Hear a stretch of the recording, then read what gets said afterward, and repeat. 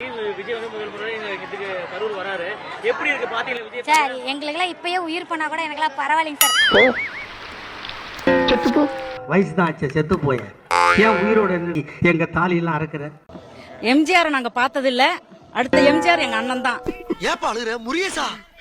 என்னமா ஃபீல் பண்ணி கூவுறான்டா அவன். என்ன போய் ஜனாதிபதின்னு நீ ஏன்டா அழுகுற? இல்ல வாங்குற காசுக்கு மேல கூறாடா கொய்யா. போடா கொய்யால. காசாடா முக்கியம், கூவல் தான்டா முக்கியம். வரலாறு பேசணும், கண்டிப்பா பேசும். எங்க அண்ணன் வருவார், கண்டிப்பா வருவார், நல்லது செய்வார் மக்களுக்கு. உனக்கு என்ன பிரச்சனை? ஏன் அழுகுற? எனக்கு தெரியாது. உனக்கு மண்டையில பிரச்சனை. ஐயோ அப்படி சொல்லாத சார். நான் ஃபர்ஸ்ட் டைம் பார்க்க போறேன். ரொம்ப ரொம்ப ரொம்ப நைட்லாம் தூக்கமே வரல. எனக்கு எப்படா போய் பாப்போன்னு இருக்குங்க சார். ஐயோ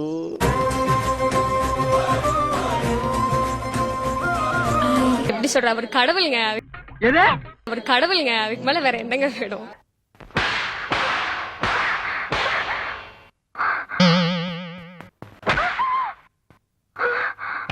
இயலாத மக்கள் ரொம்ப பேர் இருக்காங்க. எல்லாருமே கஷ்டப்பட்டுட்டு இருக்காங்க. எதுக்கு கரையற இப்ப நீ? ஏன் கரையற? அந்த அளவுக்கு வெயிட் பண்ணிட்டு இருக்கேன். நானும் என் வீட்டுக்காரும் நைட்லாம் தூங்கல. எப்ப வரும், காலையில விடியும்னு வெயிட் பண்ணிட்டு இருக்கோங்க சார்.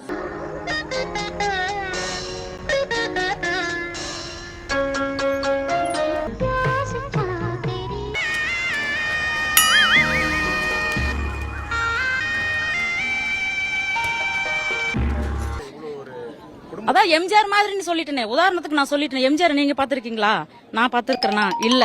அடுத்த எம்ஜிஆர் அவர் தான். என்னடா நீ இப்படி அடம் பிடிக்கிற? நீ கடாமாடு கண்டிப்பா பண்ணுவாரு. ஊழல் இல்லாத ஆட்சி கொண்டு வந்துட்டாரு. இந்த 60 நாள்லயே வந்துருச்சு. ஏய், வாயிலே ஈஃபில் டவர் கட்டலாம், ஆனா நட்சத்திரத்துல கக்கூஸ் கூட கட்ட முடியாது. கண்டிப்பா வருவாரு. இனிமேல் அவர் தான் முதல்வர், வேற யாருமே கிடையாது. என்ன வேணாலும் வளரிக்கலாம். என்ன யோசிக்கிறீங்க? உன்னை ஏன்டா கூப்பிட்டு யோசிக்கிற? ஐயோ, கைப்புள்ள அருவலோட கிளம்பிட்டானே. இன்னைக்கு எத்தனை தலை ஊர்ல போதோ தெரியலையே.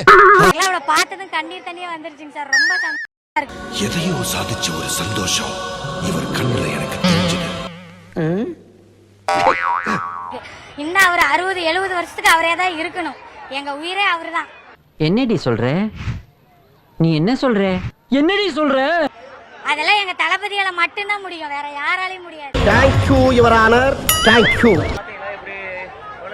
ஒரு புத்துணர்ச்சியா இருந்தது சார். எங்க தளபதியை பார்க்கணும் ரொம்ப நாள் ஆசை. ரொம்ப நாள் ஆசை எனக்கு இன்னைக்கு நிறைவேறிடுச்சு. இதெல்லாம் ஒரு ஆசையா சார்?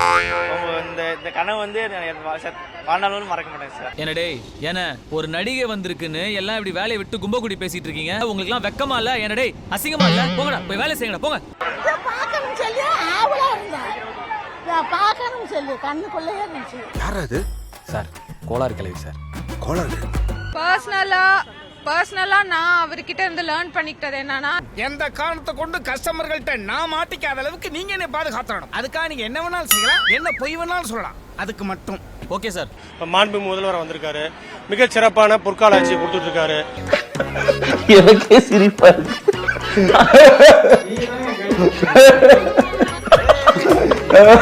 சோ இனிமேல் வந்து டிஎம்கேயும் கிடையாது, ஏடிஎம்கேயும் கிடையாது. ஒன்லி டிவிகே மட்டும் தான் நல்லாட்சி, மக்களாட்சினா. இது உங்களுக்கு தேவையில்லாத மேட்டரிங்க சிஸ்டர். அவருக்கு இன்னைக்கு என்ன விஷயம் ரொம்ப பிடிச்சிருந்தது அவர் பேசுறது? அவர் வந்து நமக்கு நலத்திட்டங்கள் இந்த மாதிரி எல்லாம் கொண்டு வந்திருக்காங்க. இனிமேல் வந்து போதைப் பொருட்கள் இந்த மாதிரி எல்லாம் வராதுன்னு சொல்லியிருக்காரு.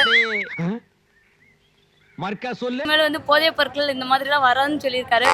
மர்க்கா சொல்லு. இனிமேல் வந்து போதைப் பொருட்கள் இந்த மாதிரி எல்லாம் சொல்லியிருக்காரு.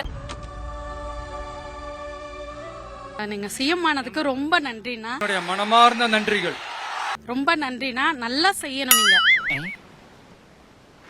நீங்க ஏதோ சொன்னீங்க, ஆனா என் காதுல ராங்கா விழுந்தது. எவ்வளவு யார் என்ன சொன்னாலும் என்ன செஞ்சாலும் நீங்க இதே மாதிரி பொறுமையா இருந்து மக்களுக்காக நீங்க ரொம்ப நல்லது செய்யணும்னா. யார பார்த்து என்ன கேள்வி கேக்குற? பகுதிக்கு நாங்க எதுக்கு நல்லது பண்ணணும்? 1947 இந்தியாவுக்கு சுதந்திரம் வந்தது. இது வரைக்கும் எத்தனை எலெக்ஷன் நடந்திருக்கு? ஜெயிச்சவன் பூரா நல்லது பண்ணிருக்கானா? நாங்க மட்டும் பண்ணதுக்கு என்ன இழிச்ச வாயினுங்களா? இல்லாத புது பழக்கத்தை ஏடா ஏற்படுத்த சொல்றேன்? நாங்க என் பையனை பார்க்க வர விஜய் மூஞ்சப்பாரு, மூஞ்சியும் முகர கட்டையும். இந்த மூஞ்சில முடிச்சா பொடிக்கு போயில சிக்குமா? எதனால ஒரு பையன் சொல்ற அளவுக்கு என்ன பண்ணிருக்காரு அவரு? நோண்ட ஆரம்பிச்சுட்டானே. அவரு இப்ப பண்றாரு, படம் நடிச்சாலும் நல்லா பண்ணுவாரு.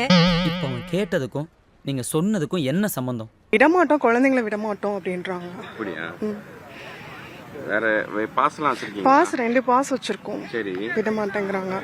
இவங்க அறியாமையும் பிளாஸ்டிக் மாதிரி தாரா, அதை அழிக்கவே முடியாதா? ரெக்வெஸ்ட் பண்ணி கேட்டீங்க? ரெக்வஸ்ட் ரொம்ப ரெக்வஸ்ட் பண்ணி கேட்டோம். எவ்வளவு முக்கினாலும் நடக்காது. நான் பெரிய ஃபேன், விஜய் ஃபேன். ஆமா, இப்ப என்ன அதுக்கு? வர பார்க்கலான்னு வந்தா விட மாட்டேங்கிறாங்க.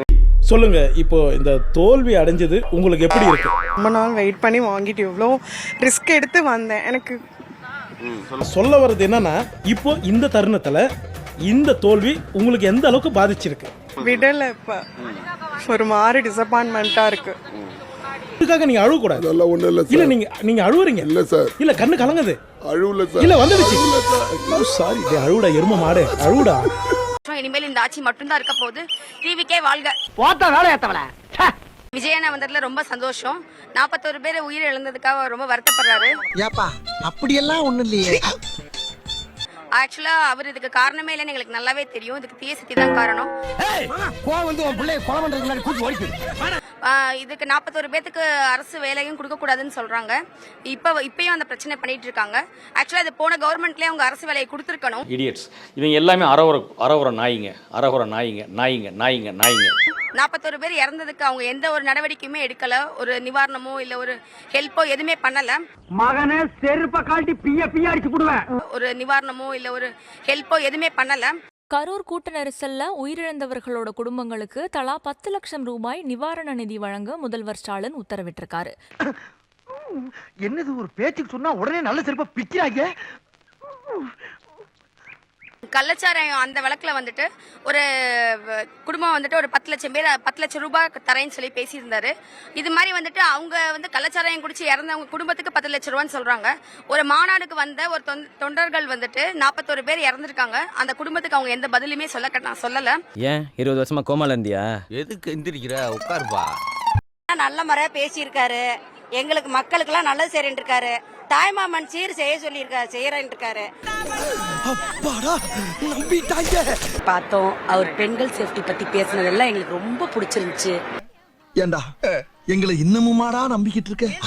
எங்க பேசிக்கிட்ட பார்த்தாவே உனக்கு தெரிய வேணாமா அவங்க தருவாங்களா தரமாட்டாங்களான்னு? இன்னும் பச்சை பிள்ளையா இருக்கேடா. அடுத்தடுத்து அவர் பட்ட கஷ்டங்கள் எல்லாத்தையும் சொல்லி, இனிமேல் லஞ்சம் கொடுக்காதீங்க, கொடுக்கவே கூடாது, கேட்டா சொல்லுங்க, கொடுக்க முடியாதுன்னு சொல்லுங்க அப்படின்னு அவர் ரொம்ப ஃபயரா பேசினதெல்லாம் உண்மையிலே அமேசிங்கா இருந்தது. ரொம்ப நல்லா இருந்தது. அப்புறம் நான் உங்ககிட்ட விளையாட்டா பேசுற புறாடிக்கு நம்பிட்டீங்க. ஐயோ ஐயோ, எங்க சந்தோஷத்துக்கு அளவே இல்ல. எப்படி இருக்கும்? சந்தோஷமா இருக்கும். அவரை பார்த்த உடனே அழுதுட்டோம். அந்த அளவுக்கு அந்த அளவுக்கு சந்தோஷமா இருந்தோம்.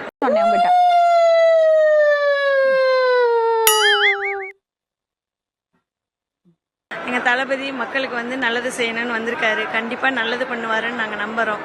பாவங்க அந்த பொண்ணு ரொம்ப அபராணியா இருக்கு.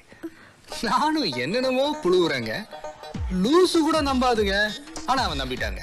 அவர் வந்தாலே போதுன்னு நான் நினைச்சோம். பேசுறதெல்லாம் நாங்க மைண்ட்ல எடுத்துக்கவே இல்லை.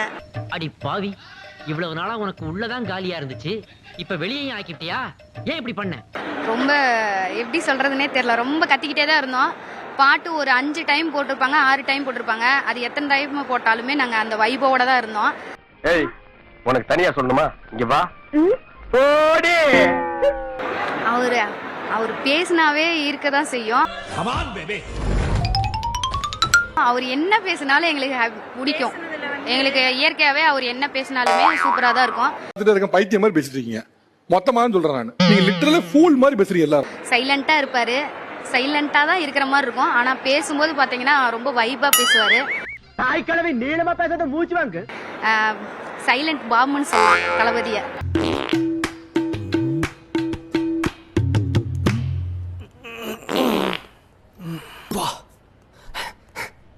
இன்னது என்ன கோபால் கடையில வாத்து பிரியாணி? ஆமாம்பா. சூப்பர். ஸ்பீச் நல்லா கொடுத்துட்டு இருந்தாரு. நான் பேசும்போது நடுவில் சிஎம் வந்து தளபதியாக போயிட்டு வந்த மாதிரி இருந்துச்சு பேசினது. சிஎம் வந்து அந்த இடத்துல இருந்து மாறி கொஞ்சம் ஃபிலிமி மோடுக்கு போயிட்டு வந்த மாதிரி இருந்துச்சு. என்ன இவன் மாறி மாறி பேசுறான், ஜட்ஜ் பண்ணவே முடியலையே. மறக்காம சர்ப்ரைஸ் பண்ணுங்க. தேங்க்யூ. நெக்ஸ்ட் மீட் பண்றேன். ஒரு பிக்கிங் காணா.